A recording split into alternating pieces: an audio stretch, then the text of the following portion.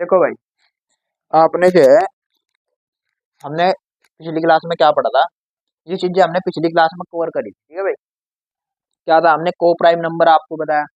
को prime number किसको number बोल लेंगे, यानी कि सहभाज्य संख्या किसको बोल लेंगे। ऐसी दो संख्या है, जैसे कि 2 और 3 है मेरे पास, ऐसी दो संख्या है जिनका एचसीएफ कितना होगा, एक होगा, है ना। जिनका एचसीएफ कितना होगा भैया, एक होगा, उसको क्या बोलेंगे हम, को प्राइम नंबर, या फिर आप हिंदी में बोल लो सह अभाज्य संख्या, अभाज्य संख्या, अभाज्य संख्या। ठीक है बेटे, यानी कि को प्राइम नंबर किसको बोल लेंगे, जिनका एचसीएफ 1 होगा, या फिर उनके बीच में केवल एक ही कॉमन होगा, उसके अलावा कुछ भी चीज कॉमन नहीं होने की।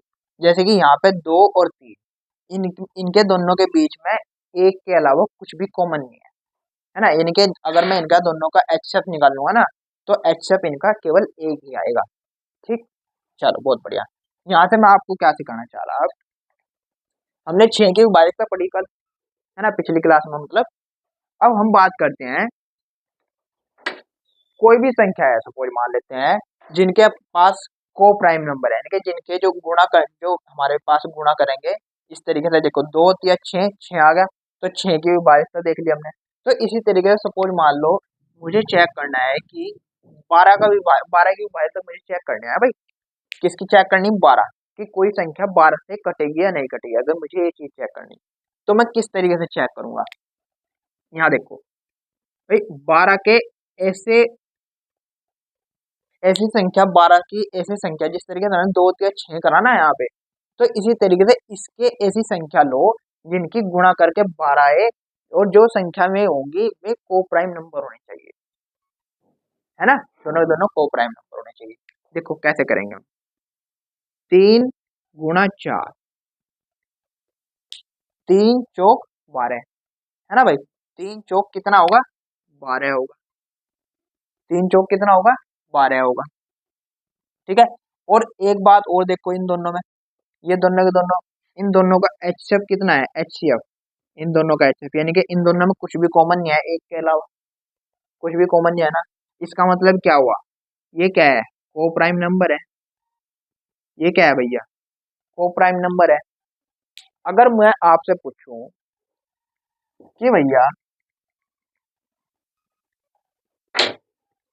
12 की विभाज्यता, यानी कि 12 को मुझे कैसे पता चलेगा कि कोई संख्या 12 से कटेगी या नहीं कटेगी, बिना भाग किए। बिना भाग किए मुझे ये चेक करना कि कोई संख्या 12 से कटेगी या नहीं कटेगी, है ना भाई। तो मैं कैसे चेक करूंगा, तो मैंने आपको पिछली क्लास में ही बताया था कि 6 की विभाज्यता मैंने बताई थी कि 6 में कितना है, 2 और 3 है ना।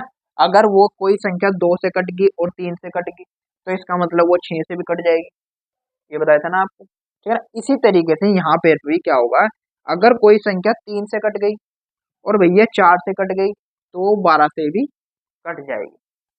बात समझ में आ रही।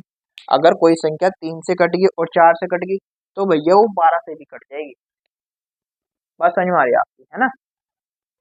देखो, और मैंने आपको 3 की विभाज्यता पढ़ा रखी, 4 की विभाज्यता पढ़ा रखी। कोई संख्या ले लेते हैं, सपोज मान लो मैं ले लेता हूँ 4, 3, 5,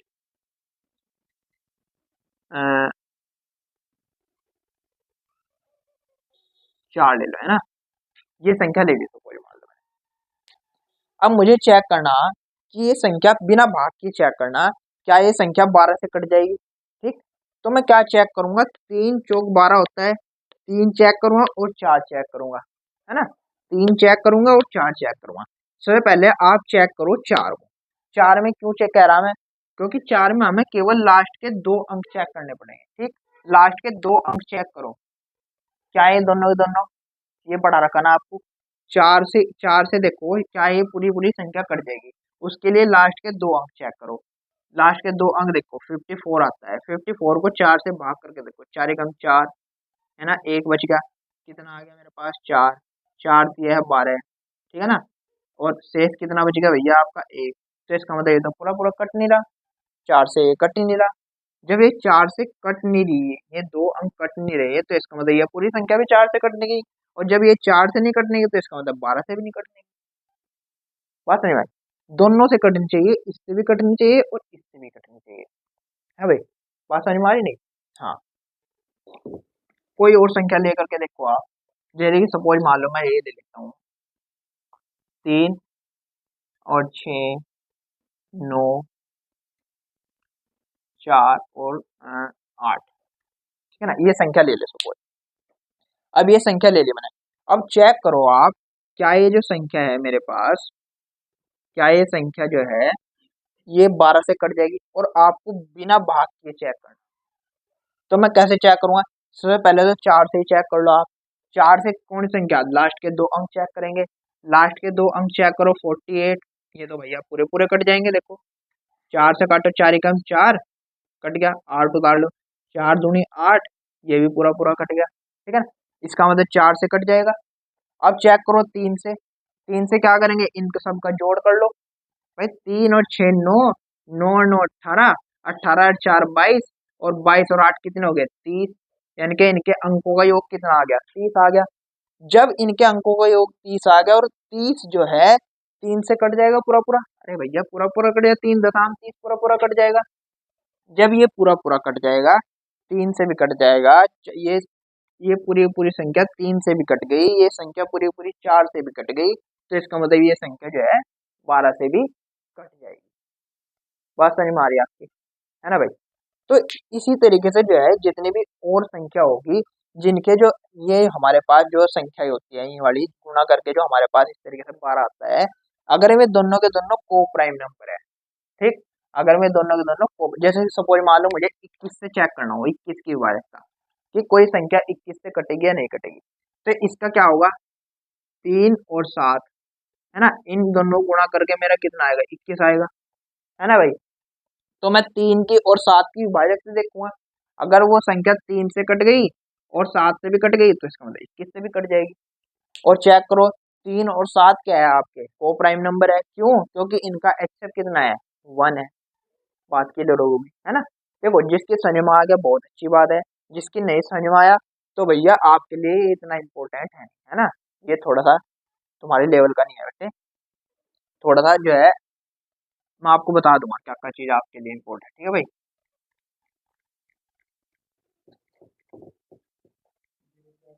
तो मुझे जहां तक उम्मीद है ये आपकी बात समझ में आई होगी वायदा। तो मैं आपको कहता हूँ कि मैंने क्या चीज आपको बता दी, ठीक। हमने क्या क्या पढ़ा, हमने 2 की भाजकता पढ़ी, है ना भाई? इसको ही मिटो देते हैं। हमने 2 की भाजकता पढ़ी, ठीक। हमने 3 की वायकता पढ़ी, हमने 4 की वायकता पढ़ी, 5 की पढ़ी, 6 की पढ़ी, 7 की नहीं पढ़ी, है ना भाई? हमने 7 की वायकता के लिए मैं अलग से एक क्लास लेकर के आऊंगा, क्योंकि इसका भी थोड़ा सा कॉन्सेप्ट बिल्कुल अलग सा है ना? ठीक है भाई? अच्छा, हमने 8 की पढ़ी, हमने 9 की पढ़ी, ये विभाजकता ही पढ़ी हमने, ठीक है भाई? ये 9 तक हमने विभाजकता पढ़ी। आपको थोड़ा सा मैं रिवाइज करवा देता हूँ। 2 के अगर मैं चेक करूँ, इसका 2 का, तो लास्ट के कितना अंक, लास्ट का 1 अंक, है ना भाई? लास्ट का 1 अंक। फिर 4 का चेक करो, है ना? 2 दूनी 4, 4 का चेक करो, लास्ट के कितने अंक, 2 अंक लास्ट के। फिर 4 दूनी 8 पर पहुंचेगी बात, तो कितने अंक, 3 अंक, है। फिर ऐसे 8 दूनी 16, है ना? तो 16 पर कितने हो जाएंगे, 4 अंक हो जाएंगे, ठीक है ना? तो भैया अब 3 की बारी देखो। 3 में मुझे क्या चेक करना, अंकों का योग। क्या चेक करना भाई, अंकों का योग, अंकों का योग चेक करना, ठीक। ऐसे ही मुझे 9 में चेक करना, क्या, 9 में ही मुझे क्या करना, अंकों का योग चेक करना, अंकों का योग। भाई दिखाई दे रहा है ना आपको?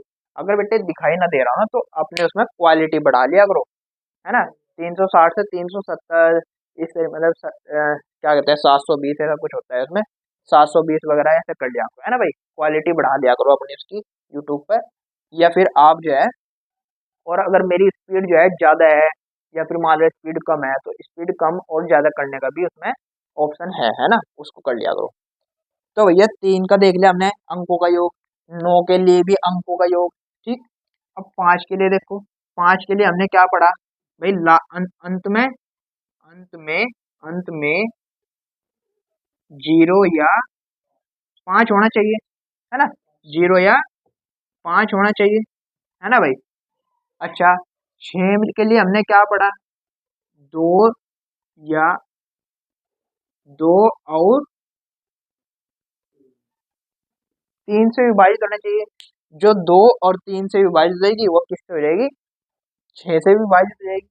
तो भैया ये हमने अब तक पढ़ा, इसको आप कहीं पे नोट कर लियो अच्छी जगह पे, है ना, इसका ये एक तरीके से आपके नोट्स बन जाएंगे, ठीक है भाई।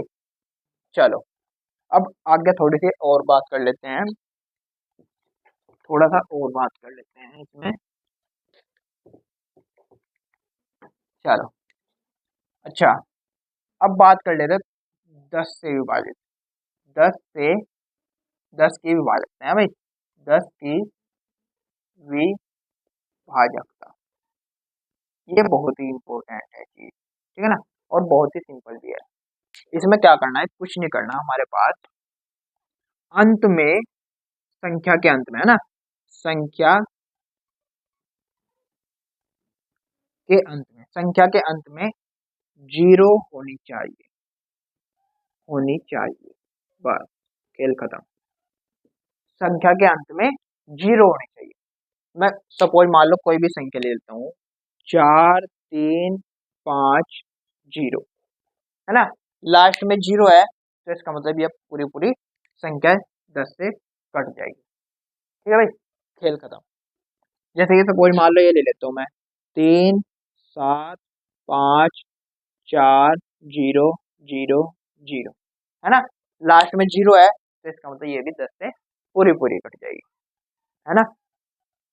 तो भैया अगली क्लास में हम बात करेंगे 7 की और 11 की विभाजकता, है ना।